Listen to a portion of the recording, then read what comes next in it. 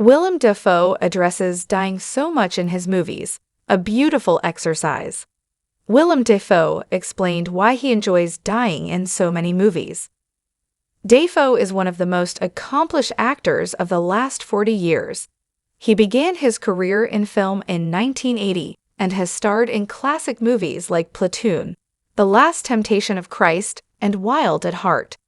In the 21st century, he is perhaps best known for portraying Norman Osborn/Green Goblin in several Spider-Man movies and his multiple collaborations with director Wes Anderson. However, throughout his career, Dafoe has earned a reputation as an actor who tends to die in a lot of the movies he appears in. In an interview published in Empire magazine, Dafoe admitted that he loves watching his characters die in movies. The actor explained that everyone imagines how they might die. Therefore, he is happy that he has been able to act out different ways of dying throughout his career. Dafoe explained that it is a wonderful experience to pretend to be dying without any real stakes. Read his full comment below. I do. Because it raises the stakes. Everyone, unless they're asleep, has an imagination about their death. So when you're in a little fiction, getting to play out this kind of fantasy of imagining a version of what could happen to you, even in these extreme cases, something about that experience is elevated. It's not normal, it's very specific, and it's personal, but it's not you because the circumstances are not of your life. So that's where you're really able to tap into that childlike imagination of playing cops and robbers. Because you have a stake and some kind of understanding of the fear, the drama of dying. And you've thought about it somehow. So then to enact it, even without any real risk or any real reality, is a beautiful exercise. I'm sure somewhere there are some rituals in various cultures where it's done to help people prepare for. Willem Dafoe has died in multiple movies throughout his career.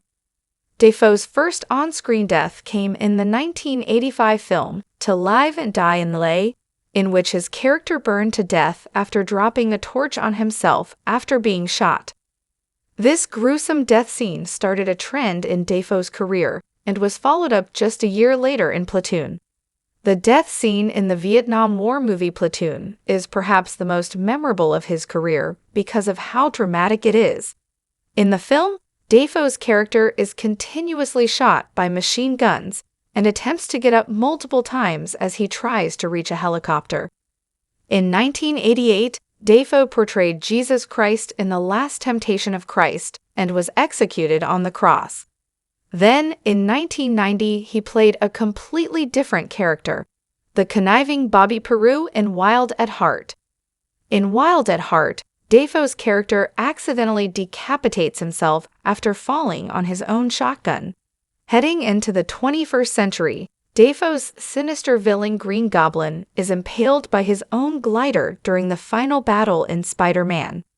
His death scene in Spider-Man is one of the most satisfying of Dafoe's career, since audiences were meant to root for the titular web-slinger. Our take on Willem Dafoe's comments about his death scenes. It is great to hear Dafoe has a positive attitude about his various movie death scenes. While some actors never want their characters to die in movies, Dafoe fully embraces it. Whether they live or die, Dafoe's characters have always been very interesting, and the actor has consistently starred in extremely iconic and memorable movies. So if his characters are destined to die, at least audiences will be up for a masterclass performance from the veteran actor.